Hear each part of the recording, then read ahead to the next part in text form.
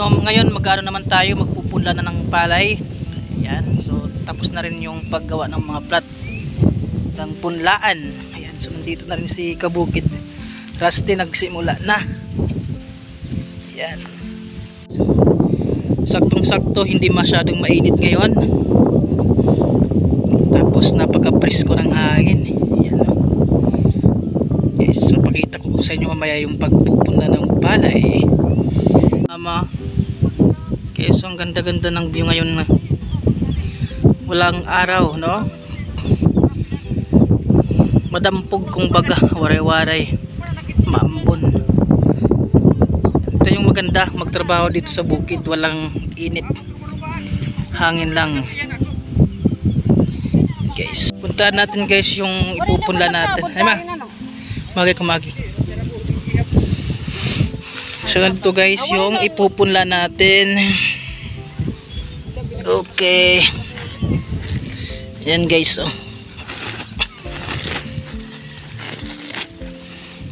Yan, oh. So ito yung ipupunlang palay natin mamaya. Okay, tara.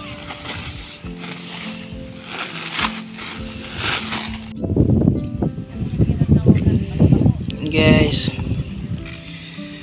so dapat maayos yung pagkakalagay para hindi masyadong dikit-dikit, para hindi matigas bunutin yung mga punla na yan. Okay,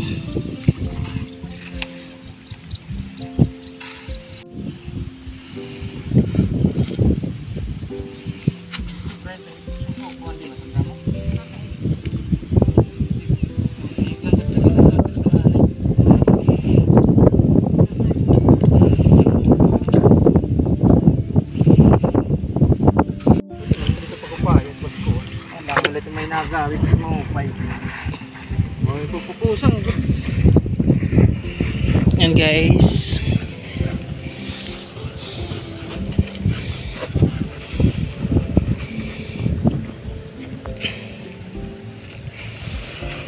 hirap po niya hirap Hilda nga naportaan ito. Hilda that's a riyok. Tanong, magipatanong manalagang taludo kay para mapupusan, para makakaumay man. yan guys, pinaghihiwa-hiwalay muna yung mga palay na yan para madali yung pagsaboy, hindi magdidikit-dikit. luman pala lugod ng lupot wala. Nagkulupin niya ang kulupon. Gawa ko ano.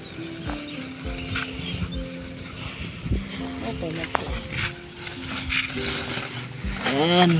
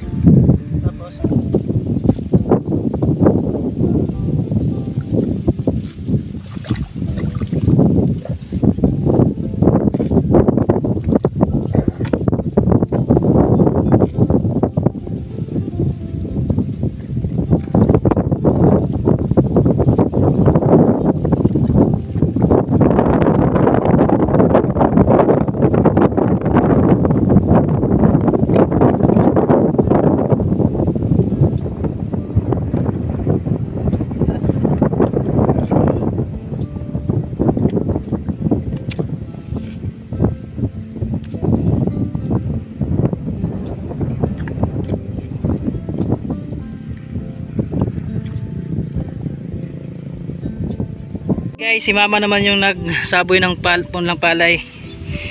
Yan, ganyan lang naman guys. So dapat kontrolin mo lang, hindi masyadong madami para hindi masyadong makapal. Yan, oh. Yan guys, oh. Yan. Si ano na, si Kabukid Rusty yung finishing touch.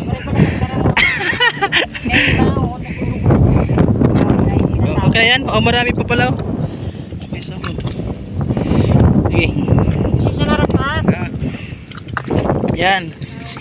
Si Kabukid Rusty yung finishing touch dyan eh.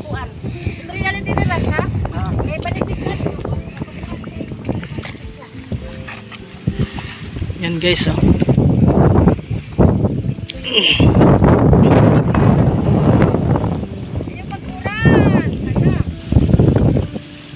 Okay, so natapos na rin 1, 2, 3, 4, 5, 6. Oh, so 5 at kalahating plat. Yan guys, oh, mabilis lang. Pero may sobra pa. Yan ah. Iano na lang yan. Ilalagay yan dun sa mga manipis, masyadong manipis.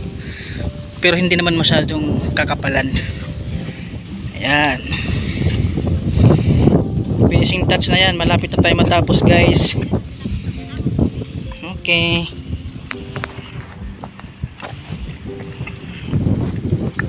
Ayan ah. Binalikan niya yung ano, pang-apat na plat.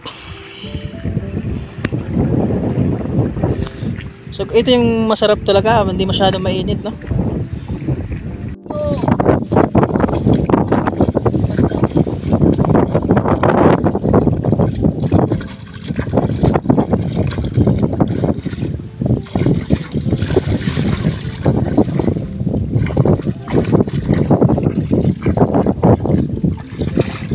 Maraming salamat sa panonood sa ating mga vlog.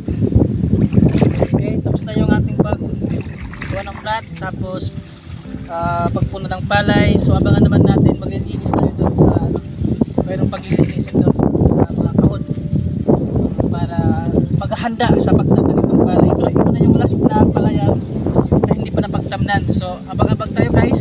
So maraming salamat.